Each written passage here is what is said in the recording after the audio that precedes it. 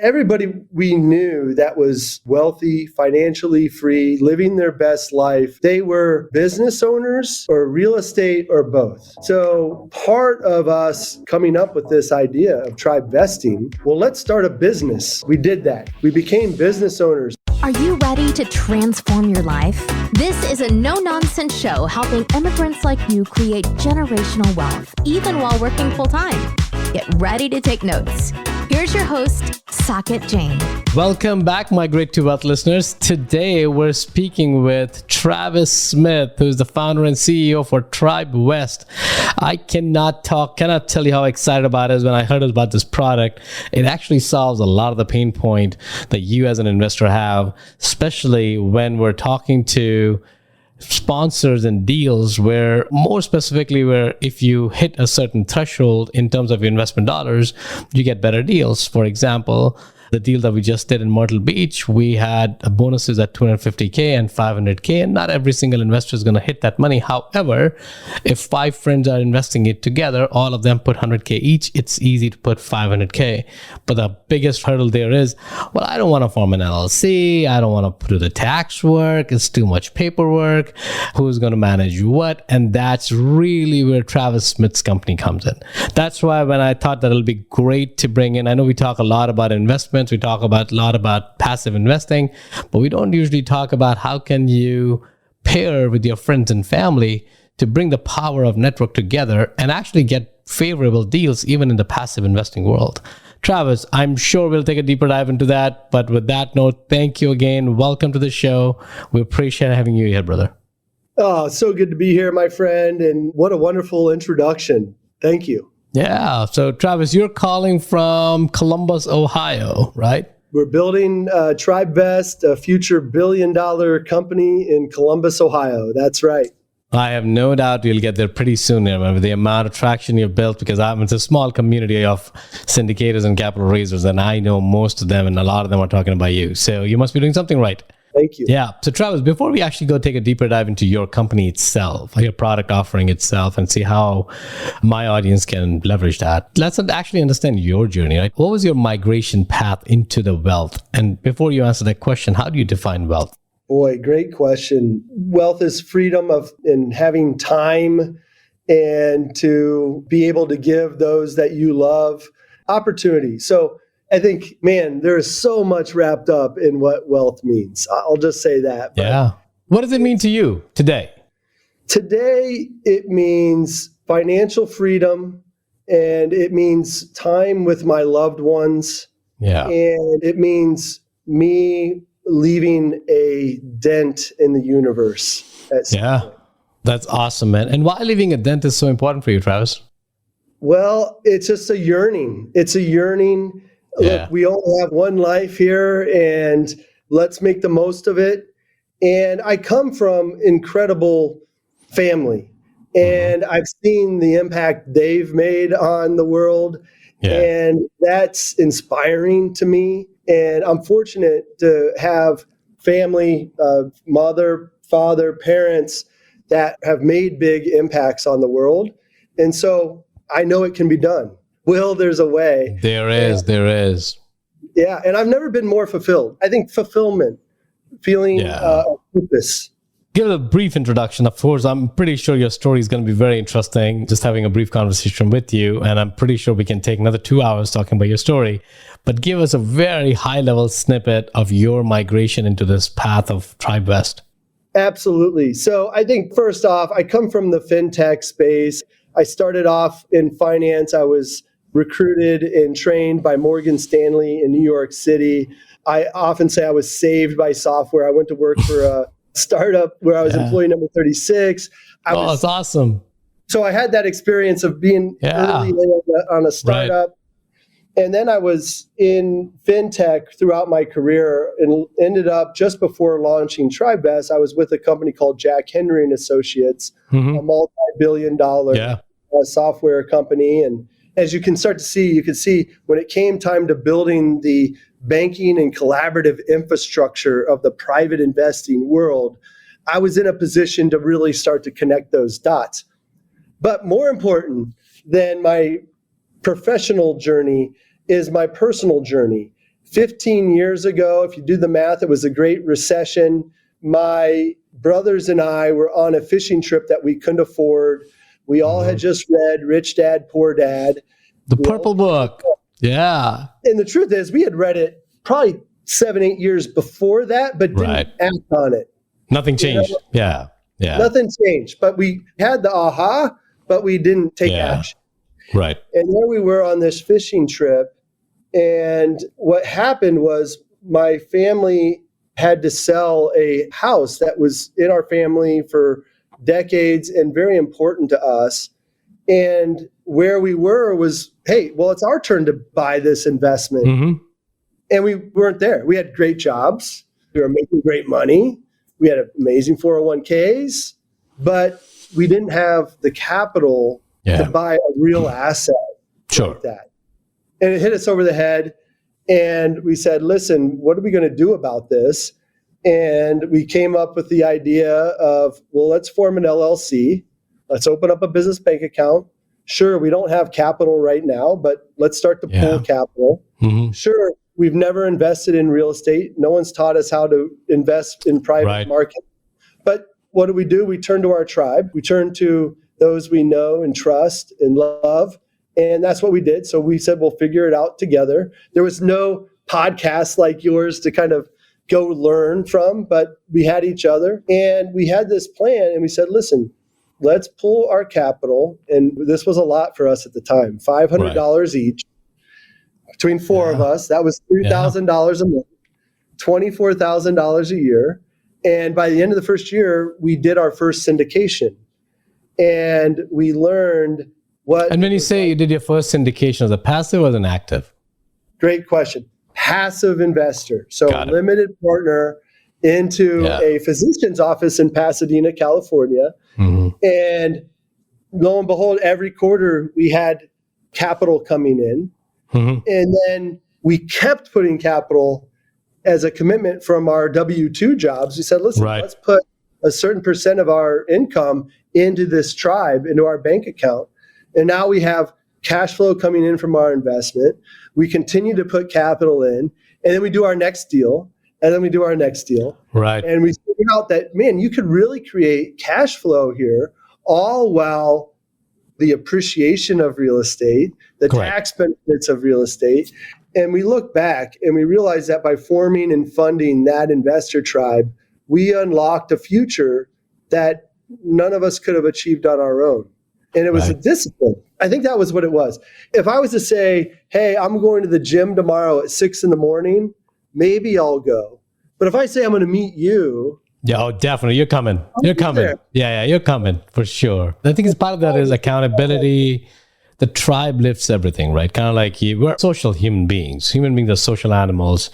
It's kind of unfortunate. We're okay letting ourselves down, but we're not okay letting someone else down, right? Be it your family, be it your friends, be it your anybody. And that accountability comes through collected. And I'm pretty sure if you're not together to invest that $24,000 and you said that $500 was a stretch. And I'm assuming once you started doing it, it didn't seem like a stretch, but it seemed like a big number when you committed to that. And I don't know if your spouses were involved in the decision or not, but that's a crazy decision without a spouse. That has a different... That's a great point. Yeah, absolutely. Bringing Mandy and our spouses along on this journey.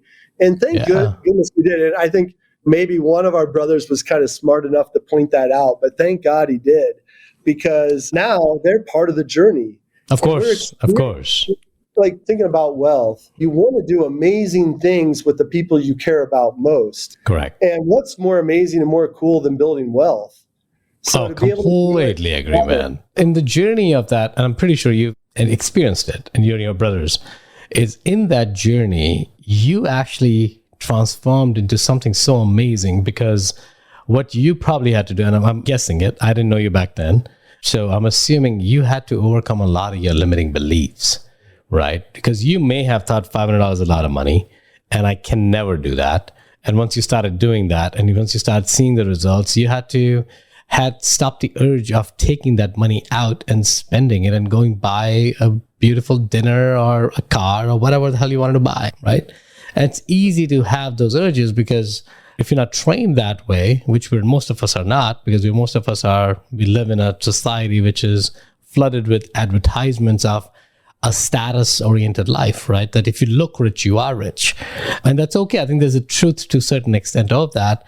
But what's more important is to carve out that $500 so you actually become real wealthy, right? It may be a little delayed gratification because now I can see that smile on your face, the excitement in your voice when you were telling that story, that I'm so thankful I did that 15 years ago. Like my very good friend of mine always tells me, well, if you keep investing, when are you going to live? I told him the flip side, if you keep living, when are you going to invest, right?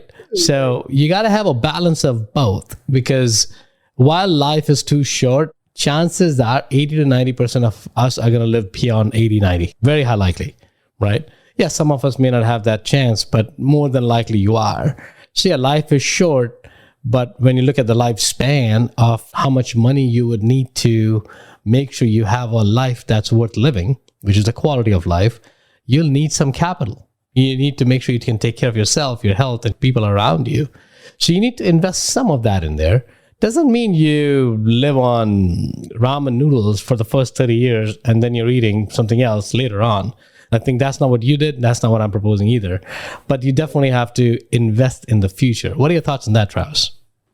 No, you're very wise. And that idea of self-limiting beliefs, we all have them. Yeah. And I told you, I think in the green room, we're building $1 billion business. We're going to change the face of investing and how people get access and invest in the private markets.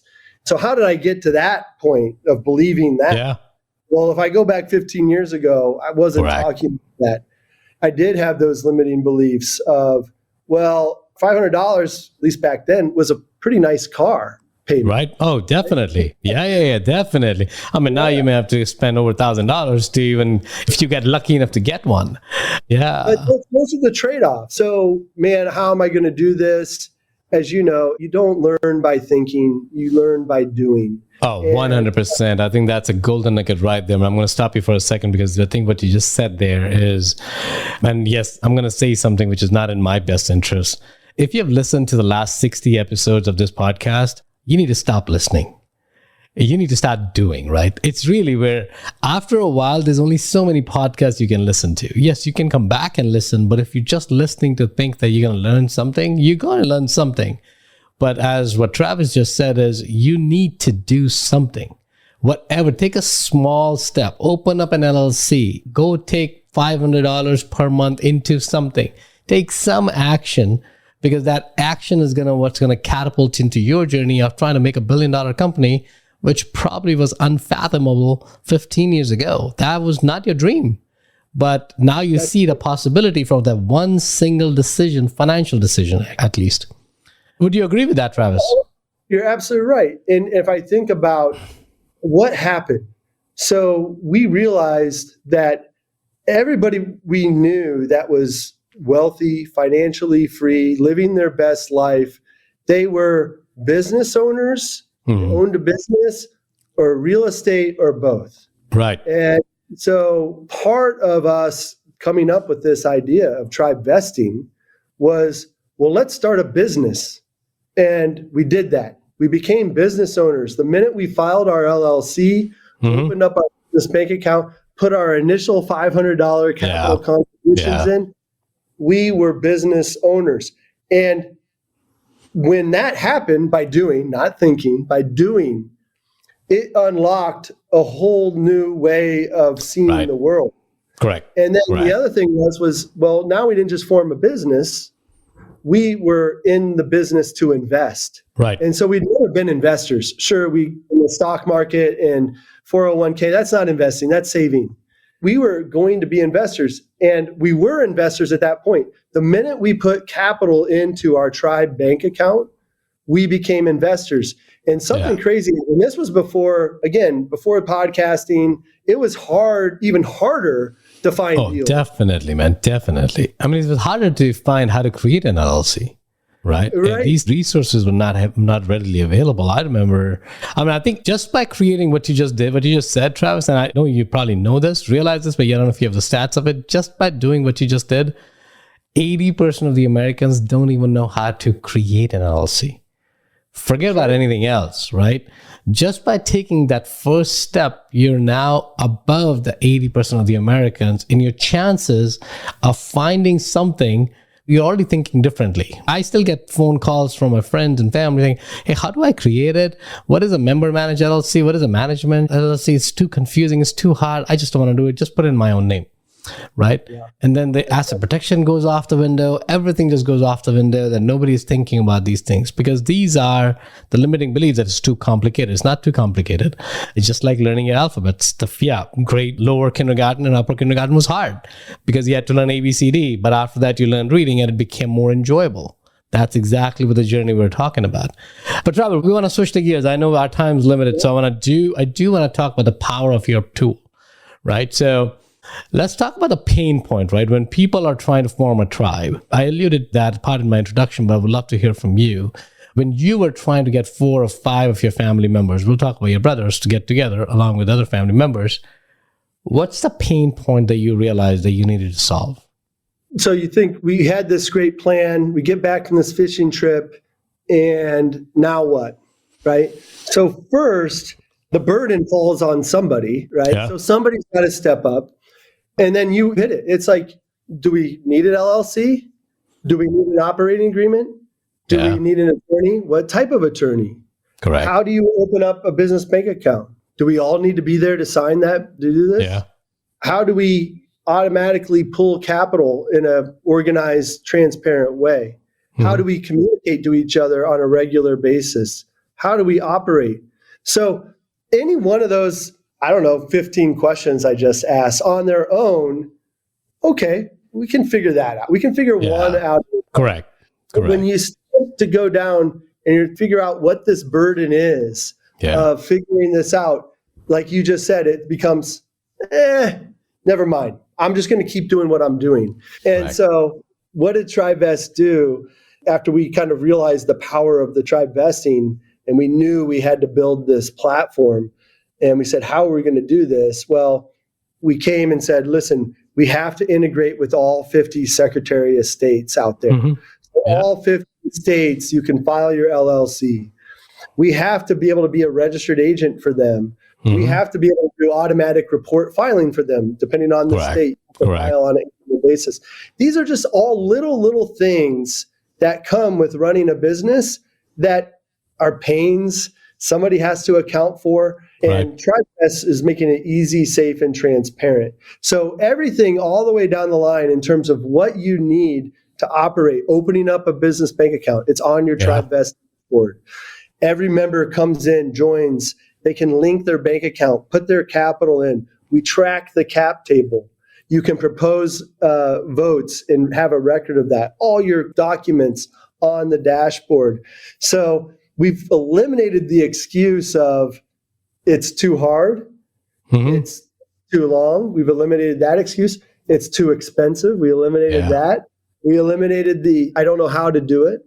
So no more excuses. I love that. I think what's it's so easy. You can do this. I think the biggest friction point.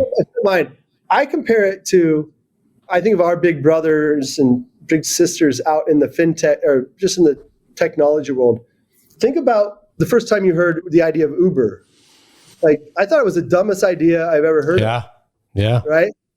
And now I summon a stranger, right, to my house. I jump in the back seat of their car without saying a word, and they drive off and take me to where I'm going. Yeah. I'm doing business with a stranger. Correct. Right? Correct. Same thing with Airbnb. So what happened? Like, what was the unlock? Well, it was technology. Our technology, a neutral third party, transparent technology, makes it safe and easy to do business and transact. Completely agree. Yeah, I think what you said there made a lot of sense, right? Because I think one of the things what prevents people from doing things is a lot of folks are stuck into the how. Well, I don't know how to do it, right? Is it legal to do it? Yeah, it's kind of like, I don't understand it. And if you don't understand it, your first gut reaction is chances are, if you don't know how to do it, you probably don't have anyone in your ecosystem to ask that question, because otherwise you wouldn't be asking the question that late. But that's fine. So now the next question is, where am I going to ask? Who am I going to find? And you said also one thing, the burden falls on one person or two, right? It's not going to fall on the entire tribe. It's going to be a set of people in the tribe who are going to take the lead in finding it out. Now what we're saying is that you guys define everything, but you're not going to get compensated. You're not going to do anything. What's the incentive for these one or two individuals to go, unless it's out of the goodness of their heart, which is great.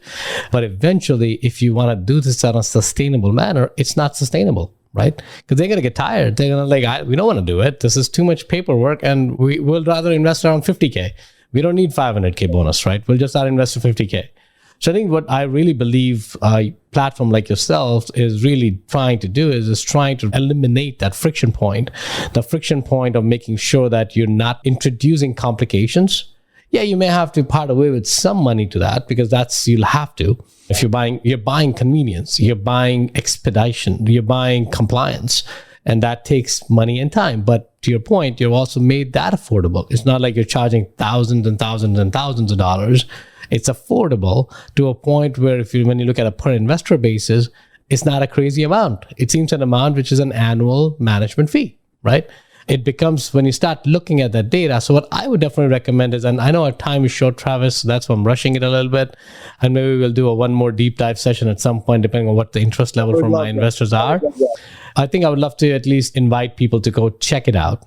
I've been super impressed with the product. I've been looking at that for a while now. Travis, we're coming towards the end of our show, so I do want to ask two questions before we end it. One question is that, of course, you've had an exciting journey, right? From being a Morgan Stanley boy to a fintech, technology and all that good stuff, to now having your own company.